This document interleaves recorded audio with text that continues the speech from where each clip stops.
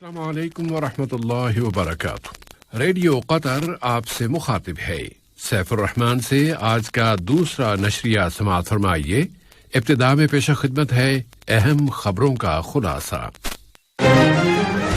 صوبہ امیر آئندہ منگل کے روز اقوام متحدہ کی جنرل اسمبلی کے اجلاسوں میں قطری وفد کی قیادت کریں گے اور افتتاحی اجلاس سے خطاب فرمائیں گے۔ سرکاری دفاتر میں جزوی ڈیوٹی کے سسٹم پر مشتمل کابینہ کے فیصلے کا وسیع تر خیر مقدم کیا جا رہا ہے۔ مجلس شورا کے الیکشن کیمپین شروع ہو گئی ہے اور وزارت داخلہ نے امیدواروں کی دستبرداری اور ان کے وکالت نامے کے طریقہ کار کے بارے میں بیان جاری کر دیا ہے۔ اور قطر نے افغانستان میں انسانی امداد پہنچانے، وہاں سے انسانی خلا میں سہولتیں فراہم کرنے پر زور دیا ہے اور اقوام متحدہ نے قطر کا شکریہ ادا کیا ہے۔ سامعین، یہ تھا اہم خبروں کا خلاصہ اور اب پیش خدمت ہے ریڈیو قطر سے آج کا دوسرا مفصل نشریہ۔ بسم اللہ الرحمن الرحیم۔ صاحب اسمو امیر شیخ تمیم بن حمد آل ثانی اقوام متحدہ کی جنرل اسمبلی کے 76ویں سیشن کے اجلاسوں میں قطری وفد کی قیادت کریں گے۔ یہ اجلاس امریکہ کے شہر نیو یارک میں اقوام متحدہ کے ہیڈ کوارٹر میں اس مہینے ستمبر کی 21 سے 27 تاریخ تک منعقد کیے جائیں گے۔ صاحب اسمو امیر آئندہ منگل کے روز عام بحث کے افتتاحی اجلاس سے خطاب فرمائیں گے۔ صاحب اسمو امیر شیخ تمیم بن حمد آل ثانی نے برادر ملک سعودی عرب کے بادشاہ خادم الحرمین شاہ سلمان ابن عبدالعزیز آل سعود کے نام شہزادہ عبدالعزیز بن عبدالرحمن بن عبدالعزیز آل سعود کی والدہ کی وفات پر تعزیت کا برقی پیغام ارسال کیا ہے۔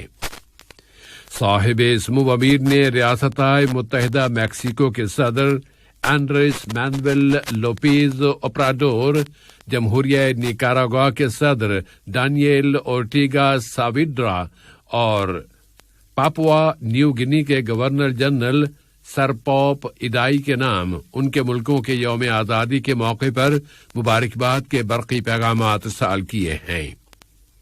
نائب امیر شیخ عبداللہ بن حمد آل ثانی نے بھی برادر ملک سعودی عرب کے فرمانروا خادم الحرمین شاہ سلمان ابن عبدالعزیز آل سعود کے نام شہزادہ عبدالعزیز بن عبدالرحمن بن عبدالعزیز کی والدہ کی وفات پر تعزیت کا برقی پیغام روانہ کیا ہے۔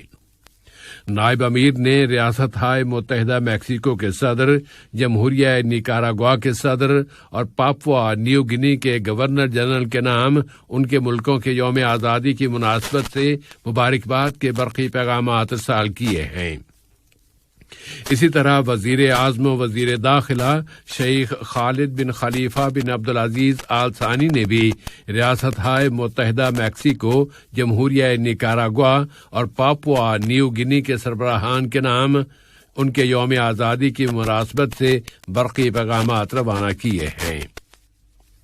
اگلے ماہ اکتوبر کی 2 تاریخ کو ہونے والے مجلس شورا کے انتخابات میں امیدواروں کی دستبرداری، ان کے وکالت نامے اور انتخابی خاموشی کے بارے میں وزارت داخلہ کی جانب سے ایک بیان جاری کر دیا گیا ہے۔ اس بیان میں اعلان کیا گیا ہے کہ کسی بھی امیدوار کی وکالت نامے یا دستبرداری کی درخواست جمع کرانے کے لیے جمعرات بتاریخ 23 ستمبر کا دن مقرر کیا گیا ہے۔ امیدواروں کی جانب سے الیکشن کیمپین شروع کر دی گئی ہے، جبکہ ووٹرز ایسے انتخابی پروگراموں کے منتظر ہیں جو شہریوں کی امنگیں پوری کر سکیں۔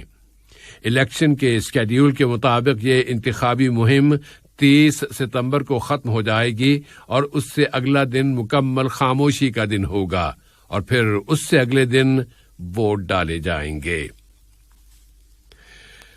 نئے افغانستان کے استحکام کے لیے قطر کے فعال کردار اور دوحہ میں جاری زبردست سفارتی سرگرمیوں کے بارے میں بین الاقوامی اہلکاران اس بات پر متفق ہیں کہ قطر کا افغانستان میں ادا کیا جانے والا فیصلہ کن کردار اور خاص طور پر سیاسی اور میدانی کردار اور انخلاء کے آپریشنز میں دی جانے والی سہولتیں بہت قیمتی اور بہت اہم ہیں۔ پھر قطر کی تمام سیاسی کوششوں کے ساتھ ساتھ اس کی انسانی کوششیں بھی پوری سرگرمی کے ساتھ جاری ہیں۔ قطر اقوام متحدہ کی کوششوں کے بھرپور مدد کر رہا ہے، اور اسی مدد کا نتیجہ ہے کہ قطر ایئر ویز نے اقوام متحدہ کے اہلکاروں کو افغان دارالحکومت کابل کے ہوائی اڈے پر پہنچایا ہے، اور قطر کے ان بڑے اور اہم انیشیٹوز پر اقوام متحدہ کی جانب سے بھی قطر کی تعریف و توصیف کی جا رہی ہے کہ وہ ان حالات میں ایک فعال اور بہت غیر معمولی کردار ادا کر رہا ہے۔ ادھر افغانستان میں وہاں کے قائم مقام وزیر داخلہ سراج الدین حقانی نے کابل کا دورہ کرنے والے اقوام متحدہ کے اہلکاروں سے مطالبہ کیا ہے کہ نئی افغان حکومت کو تسلیم کیا جائے اور پابندیاں اٹھا لی جائیں۔ انہوں نے کہا ہے کہ ان کی حکومت دوحہ سمجھوتے کی پابند ہے۔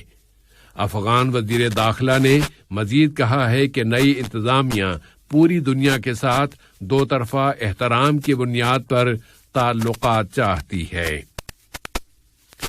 سرکاری اداروں میں ڈیوٹی پر جزوی حاضری کے سسٹم کے بارے میں کابینہ کے فیصلے کا شہریوں کی جانب سے وسیع تر خیر مقدم کیا جا رہا ہے۔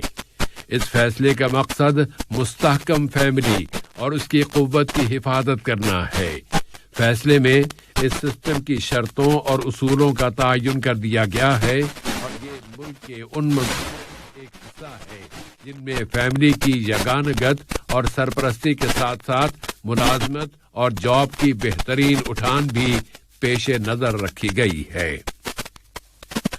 وزیر بلدیہ و ماحولیات اور قائم مقام وزیر مملکت برائے امور کابینہ ڈاکٹر عبداللہ بن عبدالعزیز بن ترکی السبیعی نے خلیج کی کونسل برائے تعاون میں شامل ملکوں میں زرعی تعاون کی کمیٹی کے 31ویں وزارتی اجلاس میں ملک کے وفد کی قیادت کی ہے۔ آج ہونے والا یہ اجلاس ویڈیو کمیونیکیشن کے ذریعے منعقد کیا گیا۔ قطر نے اپنے اس مستقل موقف کو دہرایا ہے کہ وہ زبردستی اور انفرادی طور پر مسلط کر دینے کے اقدامات کو مسترد کرتا ہے، خواہ اس کی وجوہات و اسباب کچھ بھی کیوں نہ ہوں، اور انہیں نافذ کرنے والا کوئی بھی کیوں نہ ہو، کہ اقوام متحدہ کے چارٹر یعنی منشور اور بین الاقوامی قوانین اور متعلقہ سمجھوتوں، خاص طور پر حقوق انسانی کے بین الاقوامی قانون کی یہ خلاف ورزی ہے۔ جنیوا میں قطر کے مستقل مندوب سفیر علی خلفان المنصوری نے حقوق انسانی کی کونسل سے خطاب کرتے ہوئے قطر کے اس مستقل موقف کو دہرایا ہے۔ کورونا وائرس پر قابو پانے کے لیے صحت کے شعبے کی کامیابیوں میں وزارت صحت عامہ نے اعلان کیا ہے کہ یہاں کی سوسائٹی میں کورونا کے مزید 94 کیسز اور مسافروں میں 39 نئے کیسز رجسٹر ہوئے ہیں، جبکہ کورونا کے مزید 195 مریض اب صحت یاب ہو گئے ہیں۔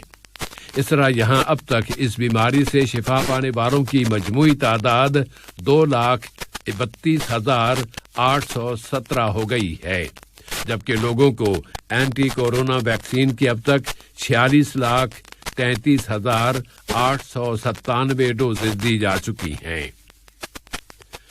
لبنانی عوام کی جانب سے زبردست پذیرائی میں آج ایران کا ایندھن یا ایرانی ایندھن سے بھرے ہوئے 10 آئل ٹینکر لبنان میں داخل ہو گئے ہیں۔ حزب اللہ نے شام کے راستے یہ آئل ٹینکر منگوائے ہیں۔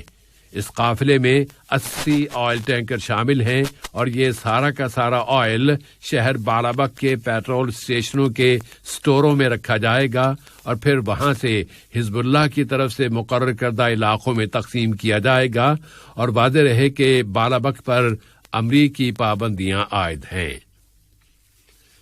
امریکی انتظامیہ نے کہا ہے کہ صدر جو بائیڈن ابھی تک یہی سمجھتے ہیں کہ ایران کے ساتھ ایٹمی سمجھوتے کی طرف واپسی کا ڈپلومیٹک ٹریک ہی سب سے اچھا آپشن ہے۔ ادھر اسرائیل نے انکشاف کر دیا ہے کہ اس نے ایک جنگی منصوبہ تیار کر لیا ہے جس میں تہران کے خلاف طاقت کا استعمال بھی شامل ہے۔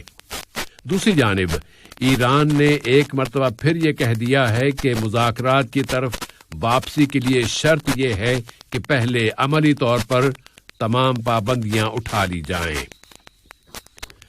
اور امریکہ، برطانیہ اور آسٹریلیا نے بحر ہند اور بحر الکاہل میں ایک نیا سیکیورٹی ملٹری اتحاد قائم کر لیا ہے۔ اس اشتراک اور پارٹنرشپ کو اوکوس کا نام دیا گیا ہے، لیکن چین اور فرانس کی جانب سے اس اتحاد کے قیام پر سخت تنقید کی جا رہی ہے۔ آج کے نشریہ ختم ہونے سے قبل اہم خبروں کا خلاصہ ایک مرتبہ